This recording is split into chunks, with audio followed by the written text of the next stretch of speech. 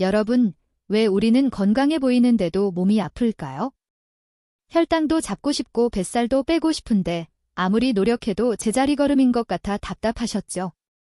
건강하게 잘 먹고 운동까지 하는데도 기력은 자꾸 떨어지고 몸 여기저기가 쑤셔서 속상할 때가 많으실 거예요. 혹시 이게 다 나이 탓이라 어쩔 수 없지 하고 포기하고 계신가요? 절대 그렇지 않습니다.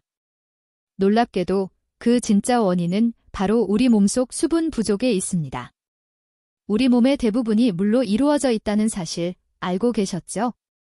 그런데 안타깝게도 나이가 들수록 몸속 수분량은 자연스럽게 줄어들어요. 상상해보세요. 강물이 말라버리면 배가 더 이상 오갈 수 없게 되잖아요. 우리 몸도 마찬가지입니다. 몸속 수분이 부족해지면 물에 둥둥 떠서 활발하게 움직여야 할 세포들과 중요한 미네랄들이 제대로 움직이지 못해요. 결국 몸 곳곳에서 순환이 원활하지 않아 막히는 부분이 생겨나는 거죠. 바로 이 때문에 혈당이 치솟고 아무리 노력해도 뱃살이 좀처럼 빠지지 않는 겁니다. 그렇다면 이토록 메말라가는 몸에 다시 생기를 불어넣고 수분을 가득 채우는 방법은 과연 무엇일까요? 정답은 바로 소금물입니다. 매일 아침 단 한 잔의 소금물이 치솟는 혈당과 만성염증, 그리고 지긋지긋한 뱃살까지 해결해 줄 수 있다는 사실. 하지만 여기서 중요한 점이 있습니다. 무작정 따라해서는 안 됩니다. 정확한 비율과 적절한 타이밍, 그리고 반드시 피해야 할 실수들까지 제대로 알아야만 진정한 효과를 경험하실 수 있어요. 오늘 영상에서는 이 모든 것을 쉽고 정확하게 알려드릴 예정이니 끝까지 집중해주세요. 영상을 다 보시면 소금물을 왜 마셔야 하는지, 그 이후부터 놀라운 효능, 어떤 소금을 골라야 하는지, 소금물에 추가하면 더 좋은 재료들까지 빠짐없이 알아가실 수 있을 겁니다. 마지막으로는 고혈압 환자도 괜찮은지, 하루에 몇 잔까지 마셔야 하는지 등 여러분이 가장 궁금해하시는 질문들에 대한 답변도 상세히 준비했습니다. 지금부터 딱 일주일만 제 조언을 따라 해보세요. 놀랍게도 여러분의 몸이 보내는 신호가 완전히 달라지는 것을 느끼실 겁니다. 만약 이 영상이 유익하셨다면 구독과 좋아요 버튼을 눌러주시고 주변 어르신들이나 사랑하는 지인분들께도 꼭 공유해주세요. 이 귀한 정보가 널리 퍼져서 더 많은 분들이 건강한 삶을 되찾을 수 있기를 진심으로 바랍니다. 안녕하세요. 저는 대학병원에서 매일 다양한 노년기 환자분들을 만나고 있는 전문의입니다. 사실 병원에서 환자분들의 건강만 챙기느라 정작 제 몸은 제대로 돌보지 못하고 있었어요. 당뇨 전단계 진단을 받고 살을 빼보려 갖은 노력을 했지만 좀처럼 허리둘레는 줄어들지 않았죠. 게다가 만성위염으로 속쓰림을 달고 살았고 약을 처방받아 먹어도 그 순간뿐 근본적인 해결책은 아니었습니다. 그러던 어느 날 매일 아침 소금물 한 잔을 마시기 시작하면서 제 삶이 완전히 뒤바뀌는 경험을 했습니다. 솔직히 저 역시 처음엔 소금물이 뭘 어떻게 해준다는 거지 하는 의심이 가득했어요. 하지만 마지막으로 지푸라기라도 잡는 심정으로 해보자라는 마음으로 시작했죠. 매일 아침 딱 한 잔의 소금물, 그게 전부였습니다. 그런데 일주일이 지나자 오랫동안 저를 괴롭히던 속쓰림이 감쪽같이 사라지는 것을 느꼈습니다. 그리고 3개월 후에는 바지 사이즈가 확연히 줄어들었고 병원 검진 결과 혈당 수치도 눈에 띄게 떨어졌습니다. 그 후로 저는 1년이 넘게 소금물을 꾸준히 마시고 있어요. 저만의 이야기가 아닙니다. 2달 만에 10kg을 감량한 분부터 약으로도 고치기 힘들었던 지긋지긋한 비염을 떨쳐낸 분까지 다양한 기적 같은 변화들이 소금물 한 잔 덕분에 일어났습니다. 도대체 소금물 한 잔을 마셨을 뿐인데 어떻게 이런 놀라운 일들이 가능했을까요? 소금물에는 우리 몸의 수분 흡수를 돕는 아주 특별하고 과학적인 원리가 숨어 있습니다. 그 원리를 이해하기 위해서는 먼저 우리 몸이 노화로 인해 어떻게 변하는지부터 아는 것이 중요해요. 어린아이의 피부는 만져보면 탱탱하고 촉촉하죠? 하지만 나이가 들어갈수록 피부가 푸석하고 건조하게 말라가는 것을 느낄 수 있습니다. 이런 현상은 비단 피부에서만 일어나는 것이 아닙니다. 우리 몸속에서도 똑같이 벌어지는 일이에요. 나이가 들수록 몸속에서 수분이 점차 사라지기 때문입니다. 실제로 갓 태어난 신생아는 몸의 80%가 수분으로 가득 차 있지만 65세 이상이 되면 그 수분량이 50% 수준으로 뚝 떨어집니다. 심지어 임종 직전에는 수분율이 40% 이하로까지 낮아진다고 해요.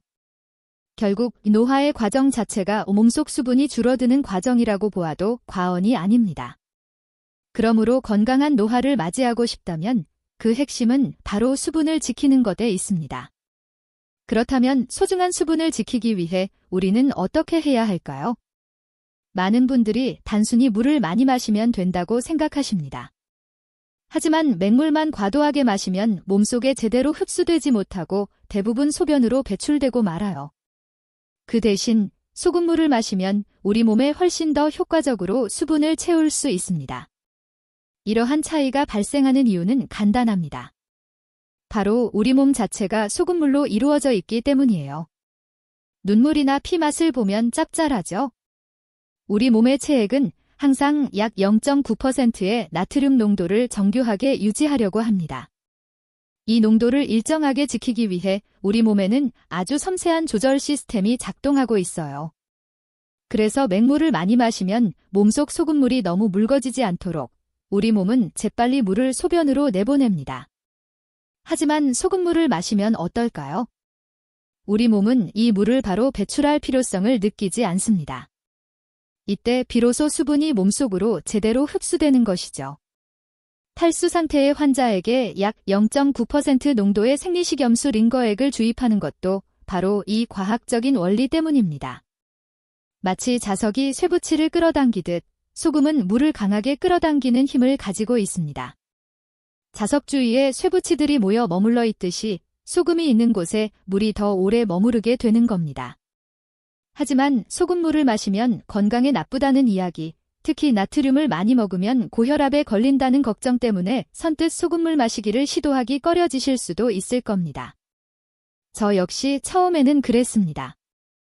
의과대학 시절 교과서에서 나트륨 과다 섭취는 고혈압의 주범이라고 배웠고, 심지어 저 스스로도 건강을 위해 오랫동안 저염식을 고수해왔으니까요. 하지만 최신 연구 자료들을 직접 찾아보고 확인한 결과 제 오랜 상식을 완전히 뒤엎는 사실을 알게 되었습니다. 고혈압은 소금 때문이 아니다라는 것이 최근 의학계의 새로운 상식으로 자리 잡고 있더군요. 왜 그럴까요? 혈관에 콜레스테롤 같은 찌꺼기가 쌓여 곳곳이 막히면 피가 원활하게 흐르지 못하게 됩니다.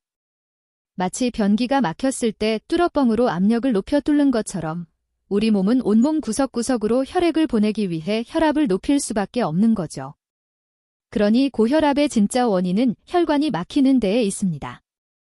결국 고혈압을 근본적으로 해결하려면 저염식을 할 것이 아니라 망가진 혈관 건강을 회복해야 한다는 뜻입니다. 그리고 혈관 건강을 망가뜨리는 진정한 주범은 소금이 아니라 바로 당분입니다. 소금은 우리 몸에서 과잉 상태가 되기 어렵습니다.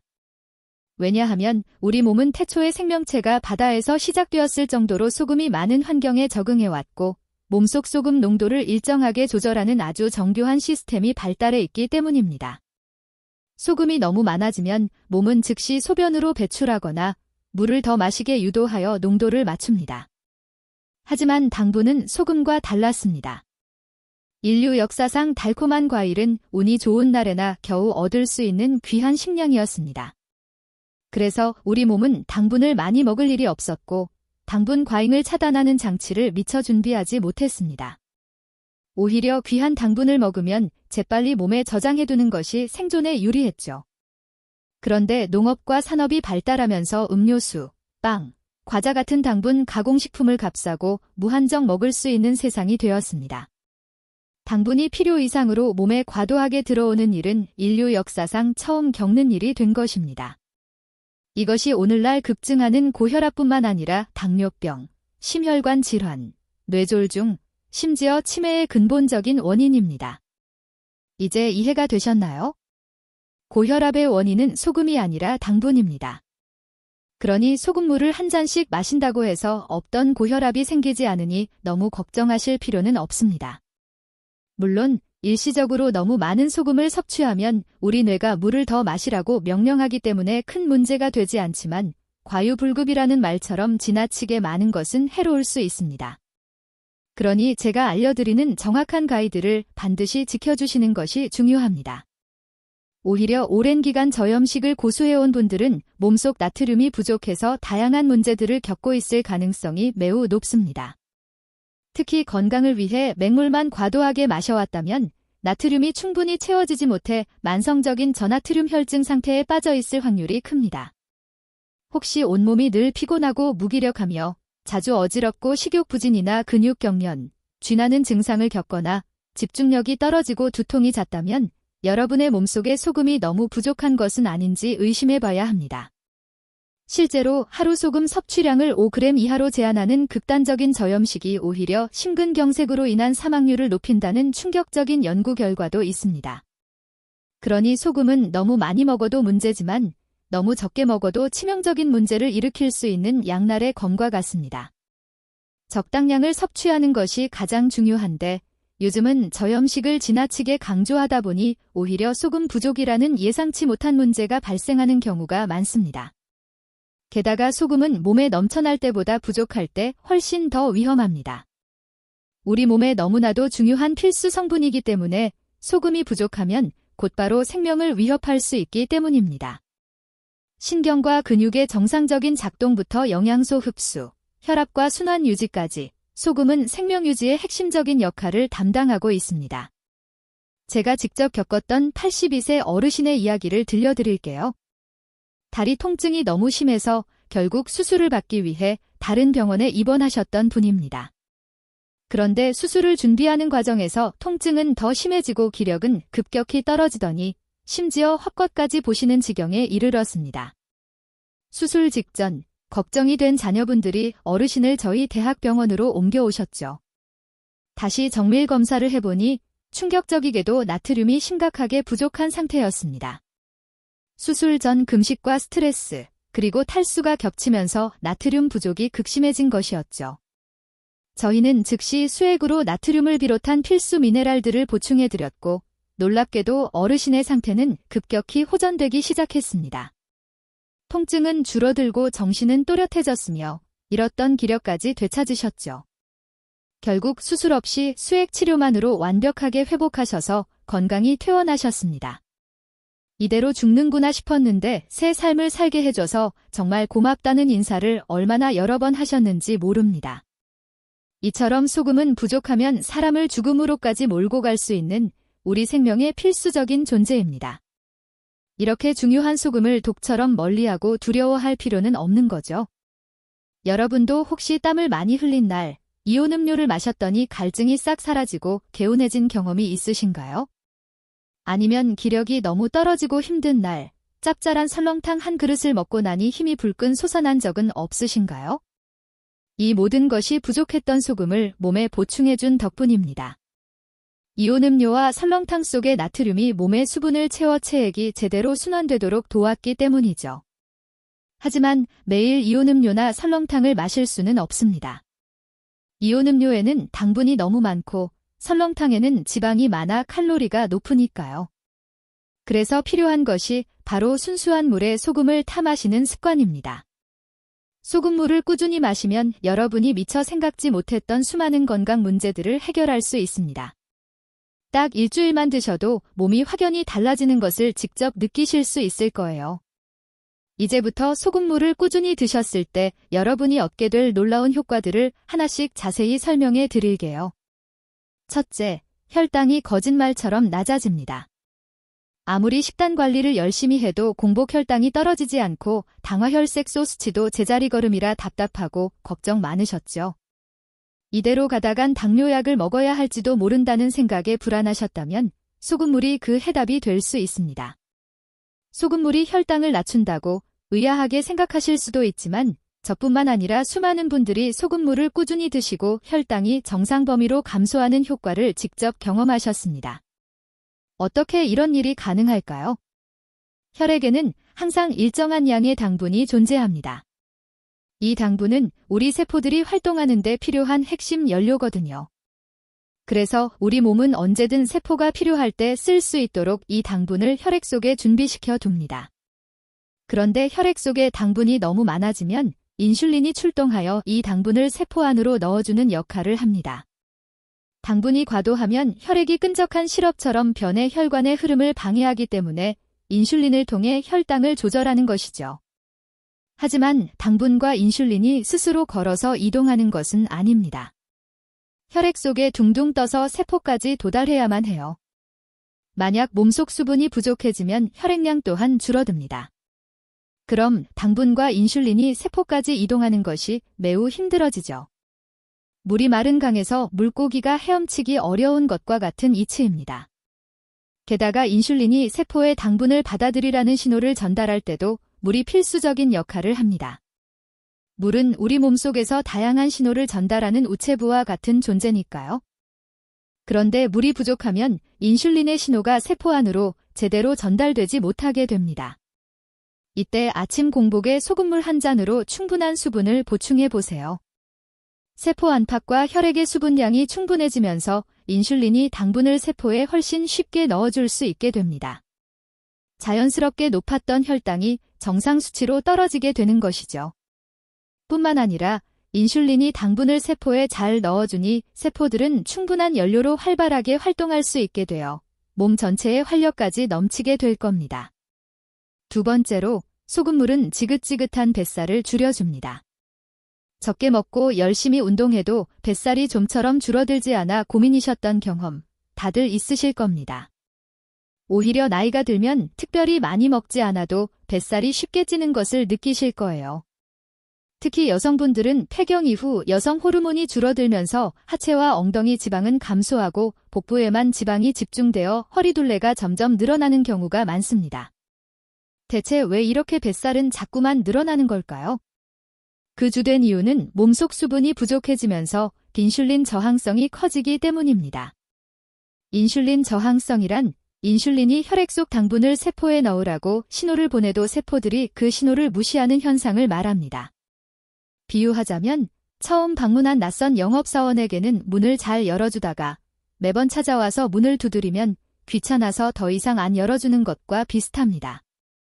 인슐린 저항성이 생기면 우리 몸은 인슐린이 부족해서 당이 세포로 못 들어가는 줄 알고 인슐린을 더 많이 만들어냅니다. 영업사원 수가 부족해서 물건을 못 하는 줄 알고 더 많은 영업사원을 보내는 것과 같죠. 이렇게 인슐린이 넘쳐나게 되면 어떤 일이 생길까요? 인슐린은 당분을 세포에 넣어주려 애쓰지만 세포들이 말을 듣지 않으니 결국 남는 당분을 지방으로 바꿔버립니다. 그리고 이렇게 많아진 인슐린들은 지방을 보관하기 가장 좋은 뱃살에 차곡차곡 쌓아두게 됩니다. 그런데 아침 공복에 소금물을 마시면 이 인슐린 저항성을 효과적으로 해결할 수 있습니다. 여기에는 두 가지 중요한 과정이 작용합니다. 먼저, 인슐린이 세포에 당을 넣으라고 신호를 보내면 세포는 레드카펫 툴 설치해서 당을 맞이할 준비를 합니다. 이때 이 레드카펫 툴이 세포 문까지 부드럽게 이동하려면 세포 내에 충분한 수분이 있어야 합니다. 소금물이 이 수분을 보충해주는 것이죠. 게다가 아침 공복에 마시는 소금물은 스트레스 호르몬 분비를 억제하여 인슐린 저항성을 개선하는 데 도움을 줍니다. 원래 아침에는 몸을 깨우는 알람 역할을 하는 코르티솔이라는 스트레스 호르몬이 분비되는데 아침에 소금물을 마시면 밤사이 부족해진 수분과 미네랄이 빠르게 보충되어 이 스트레스 호르몬의 과도한 분비를 막아줍니다. 스트레스 호르몬이 많으면 인슐린 저항성이 높아지기 때문에 이 호르몬이 잠잠해지면 인슐린 저항성이 낮아지고 몸의 순환이 회복됩니다. 인슐린 저항성이 낮아지면 인슐린이 비로소 제 역할을 잘하게 되어 혈액에 당이 많아지면 즉시 세포에 당을 넣어 에너지로 쓸 수 있게 합니다. 그럼 남아도는 당분을 지방으로 바꿔 뱃살에 저장할 필요가 없어지죠. 또한 인슐린이 적당량만 분비되면 지방분해도 활발하게 일어나 기존에 있던 뱃살까지 빠지기 시작합니다. 이로 인해 자연스럽게 허리둘레가 줄어드는 놀라운 경험을 하실 수 있을 겁니다. 소금물을 꾸준히 3달만 드셔도 뱃살이 눈에 띄게 줄어드는 것을 확인하실 수 있으니 특히 식단 조절이나 운동으로도 살이 잘 안 빠지던 분들은 소금물을 꼭 드셔보세요. 세 번째, 소금물은 몸속 만성염증을 줄여줍니다. 만성염증은 위염, 식도염, 비염, 두피염, 관절염 등 모든 질병의 근원이라고 할 수 있죠. 이러한 염증들은 우리의 삶의 질을 현저히 떨어뜨립니다. 이럴 때 소금물 한 잔이 염증을 해소하는 데 큰 도움이 될 수 있습니다. 밤새 잠을 자는 동안 우리 몸에서 수분이 빠져나가면서 아침에는 혈액이 마치 꿀처럼 끈적하고 진해집니다. 피가 진해지면 꿀이 느리게 흐르듯 순환이 제대로 되지 않습니다. 혈액이 온몸 구석구석까지 가서 산소와 영양소를 충분히 공급하지 못하면 곳곳에 노폐물이 쌓이고 미세한 염증이 생겨나기 시작합니다. 이때 아침에 소금물을 마시면 진해진 혈액을 묽게 만들어 전신을 시원하게 돌 수 있도록 도와줍니다.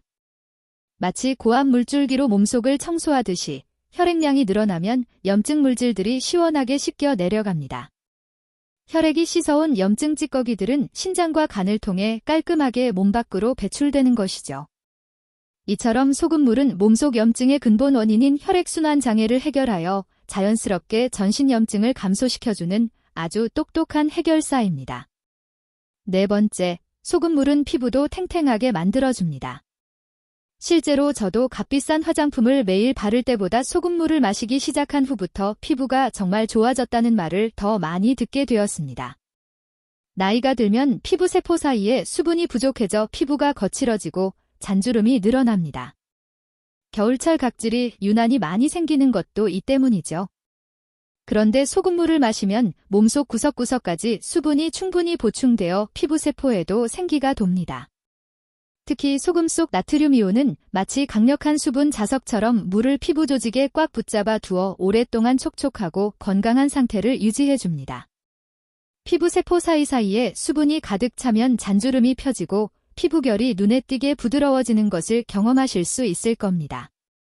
실제로 많은 분들이 겨울철 극심했던 피부 건조함과 각질이 확연히 줄어들었다고 제게 경험담을 들려주시곤 합니다. 마지막으로 소금물을 꾸준히 마시면 고질적인 변비가 사라집니다. 제 아내는 젊었을 때부터 만성 변비로 고생했어요. 변비에 좋다는 요거트부터 푸른까지 안 먹어본 것이 없었지만 전혀 개선되지 않았죠. 그러다가 제 추천으로 소금물을 마시기 시작했고 놀랍게도 꾸준히 마신 지 딱 2주일 만에 그 지긋지긋한 변비가 해결되었습니다. 그때 기뻐하던 아내의 모습을 저는 평생 잊을 수 없을 겁니다. 사실 많은 분들이 변비의 원인을 유산균 부족이나 섬유질 부족에서 찾으시지만 변비의 가장 큰 원인 중 하나는 바로 수분 부족입니다. 나이가 들면서 변비가 많아지는 이유도 이 때문이죠. 몸속 수분이 부족해지면 대장은 아까운 물을 최대한 아끼려 변에서 계속 물을 빼내어 변이 마치 딱딱한 시멘트처럼 굳어버리게 됩니다. 그런데 소금물을 마시면 몸 안에 충분한 수분이 공급되면서 장내 수분 함량이 높아집니다. 장에 머무르는 충분한 수분은 변을 부드럽게 만들어주어 자연스럽게 편안하고 시원한 배변을 가능하게 해줍니다. 그럼 이렇게 많은 효능이 있는 소금물, 어떻게 마시면 되는지 자세히 알려드릴게요. 핵심은 아주 간단합니다. 매일 아침 공복일 때 미지근한 물 200ml에 소금 한 꼬집을 섞어 마시면 돼요. 이때 천천히 한 모금씩 입에 머금으면서 음미하듯 마셔주세요. 몇 가지 주의하실 부분이 있습니다. 먼저 소금의 양을 어느 정도로 해야 하는지가 중요합니다. 한 꼬집을 저울로 재보면 약 1g 정도가 됩니다. 가장 정확한 건 여러분이 직접 느끼는 감각이에요. 입에 머금었을 때 맛있는 콩나물국의 간과 비슷하다면 딱 적당합니다. 내가 편안하게 마실 수 있는 정도의 간이 가장 좋아요.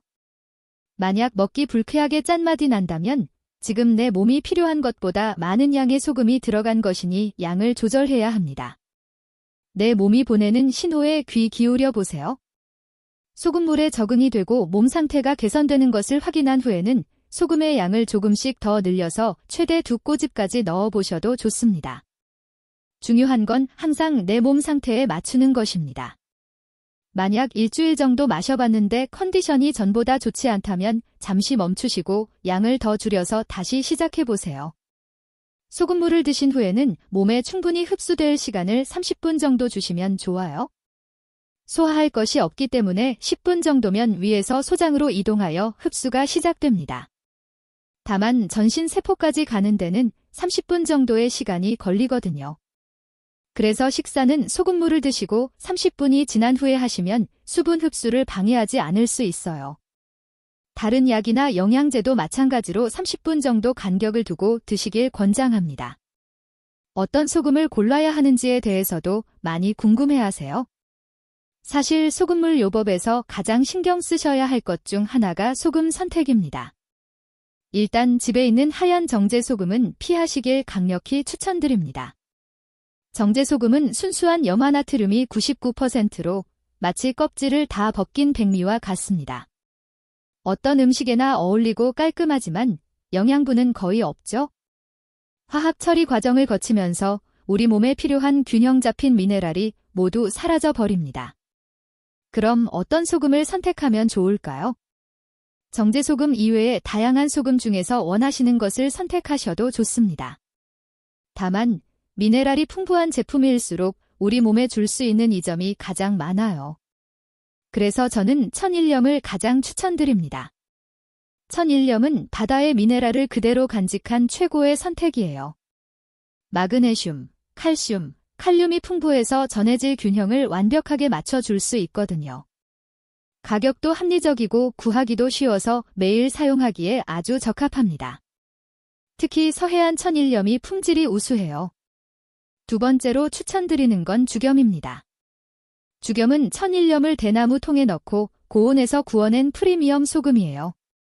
고온에서 구우면서 중금속이 제거되고 알칼리성이 강해져서 해독 효과가 뛰어납니다. 다만 가격이 비싼 편이라 매일 쓰기엔 부담스러울 수 있어요. 마지막으로 추천드리는 건 담염입니다. 히말라야 핑크솔트가 대표적이죠. 84가지 미네랄이 들어있어서 영양적으로는 훌륭하지만 바닷소금에 비해 요오드가 부족할 수 있습니다. 이 세 가지 소금의 효과에는 큰 차이가 없으므로 초보자라면 천일염부터 시작하시면 가장 무난합니다. 소금 뒷면의 성분표를 꼭 확인해서 첨가물이 없는 순수한 천연 소금을 고르는 것이 중요해요. 어떤 소금을 먹어야 하는지에 대한 제품 질문이 많아서 성분표 확인에 도움될 만한 몇 가지 링크를 영상 아래 설명란에 올려둘게요. 꼭 그 상품을 사시라는 건 아니고 참고하시라는 의미이니 확인해 보세요. 그리고 어느 정도 소금물에 익숙해지셨다면 함께 넣으면 더 좋은 재료들을 추가하여 부가적인 효과를 더 누릴 수 있는 방법이 있어요. 미지근한 물에 소금만 타서 드셔도 좋지만 몇 가지를 추가해보면 항염, 항산화 효과까지도 얻으실 수 있거든요. 매일 컨디션에 따라 다양하게 드셔보시면 몸이 훨씬 더 좋아질 수 있습니다. 소금물에 같이 넣어보시면 좋은 것들 3가지 알려드릴게요. 첫째, 레몬즙입니다. 레몬즙을 넣으면 마치 잠든 소화기관에 알람 시계를 울리는 것 같아요. 신맛이 위장을 부드럽게 깨워서 소화액이 조금씩 나오기 시작하거든요. 그리고 비타민C가 면역력을 쭉 올려주면서 간에서는 독소를 빼내는 청소부 역할을 해줍니다. 실제로 마셔보면 입안이 깔끔해지고 몸이 개운해지는 느낌을 바로 받을 수 있어요. 다만 위산과다나 역류성 식도염이 있으신 분들은 속이 더 쓰릴 수 있으니 추천드리지 않습니다. 치아 에나멜이 약한 분들도 산성 성분 때문에 조심하셔야 해요. 이런 분들은 빨대로 드셔보세요. 두 번째는 생강즙입니다. 생강은 몸의 히터 역할을 해요. 마시자마자 속이 따뜻해지면서 혈액순환이 좋아져요. 특히 속이 더부룩할 때 생강의 매운맛이 위장 운동을 활발하게 만들어줘서 시원하게 뚫리는 느낌을 받을 거예요. 게다가 염증을 잡아주는 천연 소염제의 역할도 해서 만성염증으로 고생하는 분들에게 정말 좋아요. 다만 담석이 있거나 혈액응고 방지 약물을 복용 중이신 분들은 피하세요. 또 임신 중이거나 고혈압 약을 드시는 분들은 반드시 의사와 상담 후에 드셔야 합니다. 생강의 진저롤 성분이 자궁 수축을 촉진할 수 있어서 유산 위험을 높일 수 있고 생강은 혈관을 확장시키는 효과가 있어서 고혈압 약을 드시는 분은 혈압을 지나치게 떨어뜨릴 수도 있기 때문입니다. 세 번째는 사과식초예요. 사과식초는 몸의 밸런스를 맞춰주는 조율사예요. 혈당이 급격히 오르는 것을 막아주고 장내 좋은 균들의 먹이가 되어줘서 소화가 훨씬 부드러워져요. 신맛이 있어서 처음엔 좀 시큼할 수 있지만 며칠 마시다 보면 변비가 개선되고 피부도 좋아지는 걸 느낄 수 있어요. 단, 당뇨 약물을 복용 중이거나 위궤양, 식도염이 있는 분들은 혈당이나 위장에 무리가 갈 수 있으니 의사와 상담 후 드셔야 해요. 마지막으로 많은 분들이 하시는 질문을 모아서 답변을 드릴게요. 첫 번째로 가장 많이 받는 질문은 바로 이거예요. 고혈압이 있는데 소금물 마셔도 되나요? 이미 고혈압이 있다면 나트륨 섭취에 혈압이 민감하게 반응할 수 있기 때문에 일반적으로는 추천드리지 않습니다.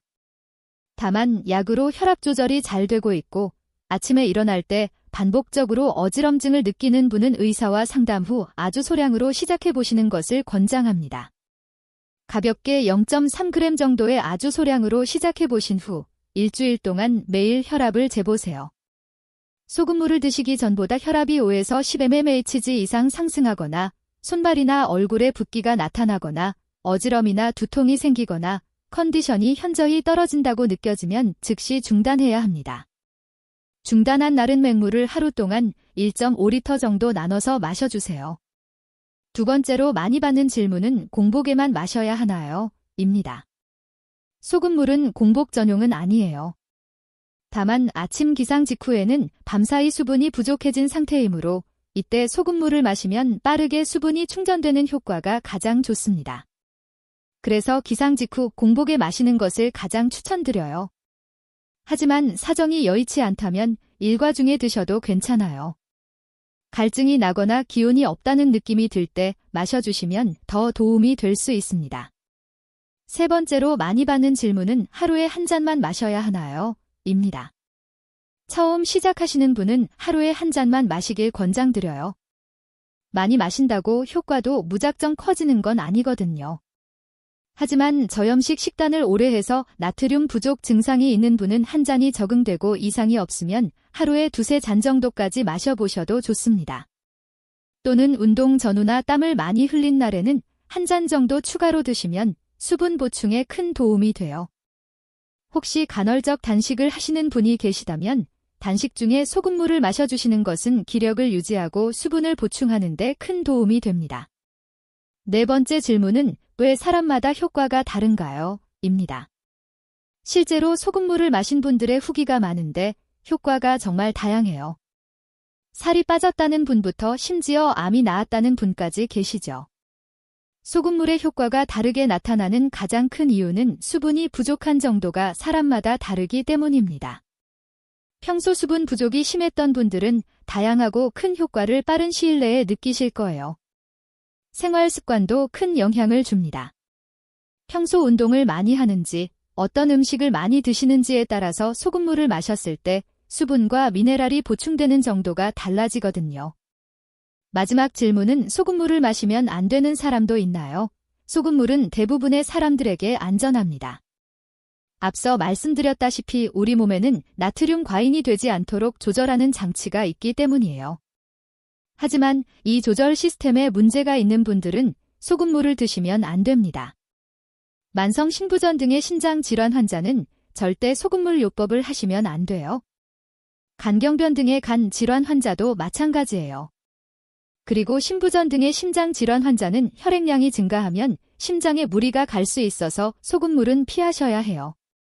그리고 임산부도 호르몬 변화로 부종이 생길 수 있어서 피하시길 권장드려요. 이뇨제를 드시는 분도 소금물은 추천드리지 않아요. 약효를 떨어뜨릴 수 있거든요. 마지막으로 소금물 요법을 해보고 싶기는 한데 부작용이 두려운 분들을 위해 안전하게 시도하기 위한 7일 체크리스트를 알려드릴게요. 미지근한 물 200ml에 0.3g 정도의 아주 소량의 소금을 넣어서 시작하세요.